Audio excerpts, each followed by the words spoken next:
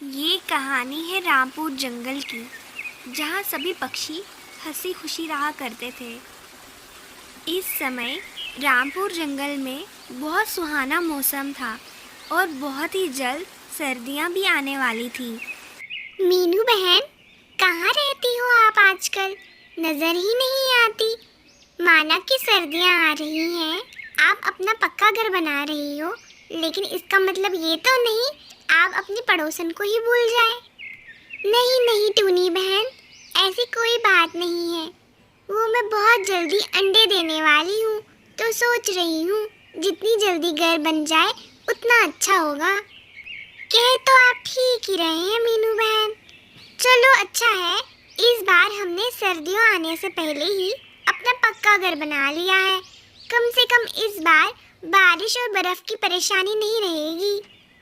इसी जंगल के पास में ही एक छोटा सा गांव था, रामगढ़, जहाँ पे एक किसान रहा करता था। अरे ओ रामू के पापा, देखिए सुबह हो गई है, सूरज सर पे आ गया है। आपको कोई काम धंधा है या बस आपको यहीं पड़े पड़े आराम करना है? लोगों को देखिए, उन्होंने कितने बड़े बड़े बंगले बना लिए हैं और एक हम हैं कि अभी तक इस झोपड़ी में रह रहे हैं। बस सुबह होते ही तुम्हारी चिक चिक चिक चिक शुरू हो जाती है। अरे बंदा अभी जागा नहीं कि बस तुम उसके सिर पे आके बैठ जाती हो।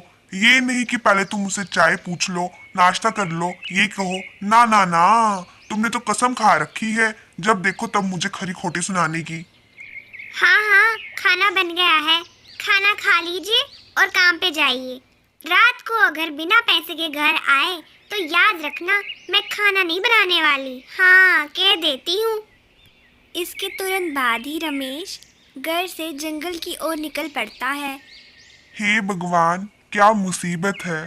अच्छा खासा घर पे आराम कर रहा था, मगर ये रमा मुझे चैन से जीने नहीं देगी। चलो देखता हूँ, कोई छोटा मोटा पेड़ काट लेता हूँ आज। ये कहते ही रमेश एक पेड़ के पास आके रुक जाता है और उस पेड़ को काटना शुरू कर देता है। हाँ, ये पेड़ ठीक रहेगा। छोटा भी है और काटने में आसान भी है। कुछ पैसे तो मिल ही जाएंगे। कम से कम 2 दिन तो चली जाएंगे। 2 दिन तक आराम कर लूंगा।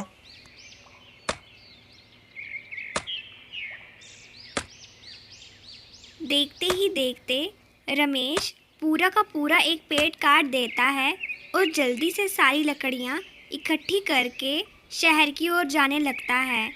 वह बस इसी ख्याल में था कि उसकी आज ये सारी लकड़ियाँ बिक जाए। सेठ जी, क्या आप ये लकड़ी खरीदेंगे? काफी अच्छी लकड़ी है, आपके काम आ जाएगी। मुझ गरीब का भी भला हो जाएगा। खरीदूंगा, बिल्कुल खरीदूंगा। तुम बस मुझे ये बताओ, तुमने ये लकड़ी कहाँ से लाई? आज मैं इस लकड़ी के तुम्हें 5,000 दे देता हूँ।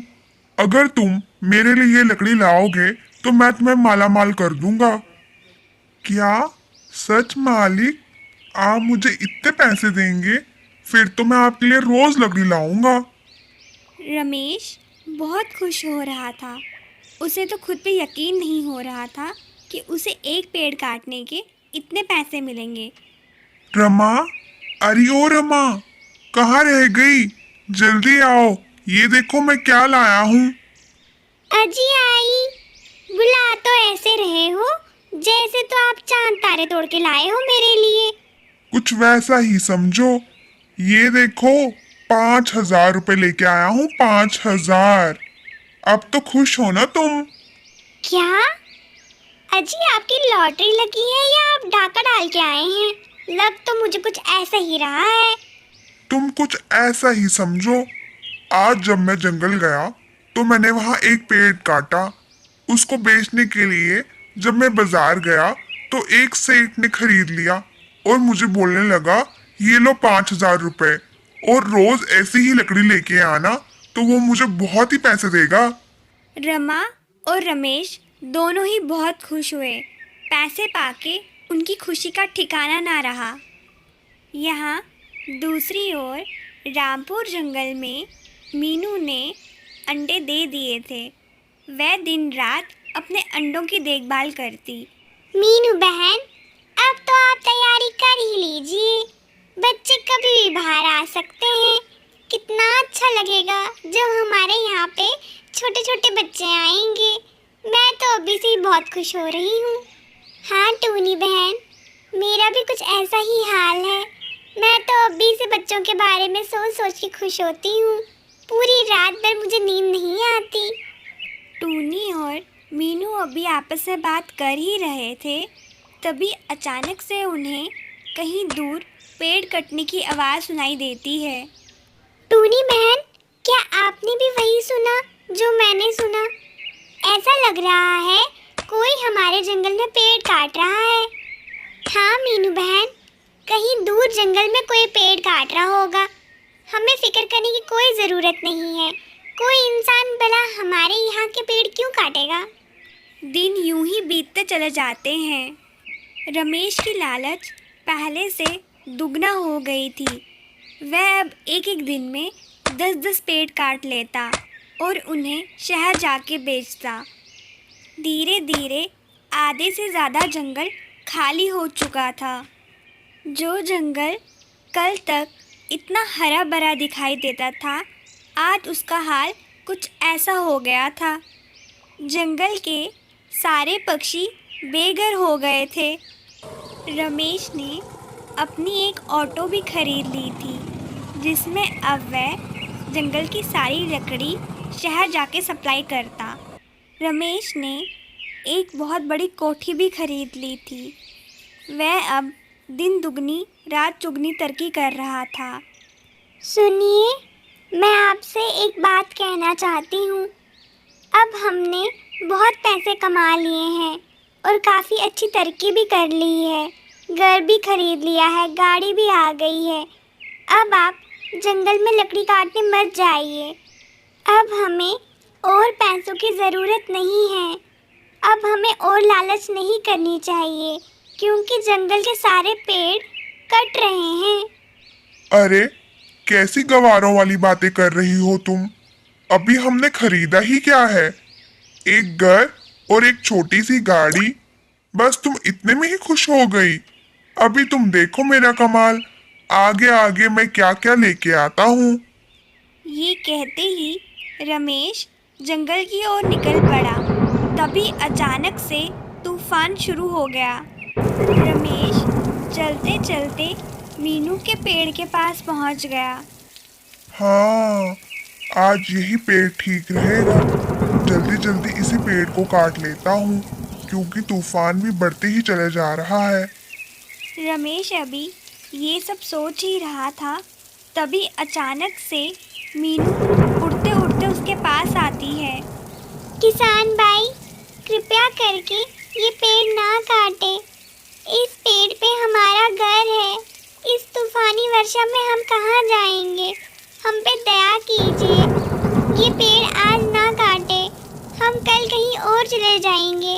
आप इस पेड़ को कल काटिएगा। हा हा हा हा हा। अब एक चिड़िया मुझे बताएगी कि मुझे कौन सा पेड़ काटना है और कौन सा नहीं। चल चिड़िया, निकल यहाँ से, मुझे अपना काम करने दे। ये कहते ही रमेश ना आग देखता है ना ताव और पेड़ काटना शुरू कर देता है। कुछ ही समय में पेड़ कट के नीचे गिर जाता है और उसी के साथ चिड़िया का घोंसला भी। चिड़िया के सारे अंडे टूट जाते हैं और वह बेचारी खुद को बहुत ही बेबस महसूस करती है। रमेश लालच में इतना अंधा हो गया था कि उसे अपने लालच के आगे किसी का भी दुख दर्द नज़र नहीं आ रहा था। वह उसी तूफ़ानी बारिश में लकड़ियाँ लेके अभी रास्ते में चल ही रहा होता है, तभी अचानक से बारिश और तेज़ हो जाती है। हे भगवान, ये तूफान तो लगातार बढ़ता ही जा रहा है। मैं एक काम करता हूँ, किसी पेड़ की छाया के नीचे बारिश रुकने का इंतजार करता हूँ। रमेश जंगल के बीचों बीच एक पेड़ के नीचे बारिश रुकने का इंतज़ार कर ही रहा होता है, तभी अचानक से उस पेड़ से आवाज़ आती है। तुच्छ प्राणी, तुम्हारी हिम्मत कैसे हुई इस समय पेड़ के नीचे बैठने की? सारे समय तुम पेड़ नष्ट करते रहते हो और इस समय तुम्हें पेड़ की याद आ गई।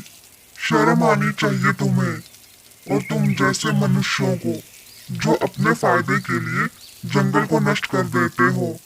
ये कहते ही पेड़ ने एक विकराल रूप धारण कर लिया और रमेश को पकड़ लिया।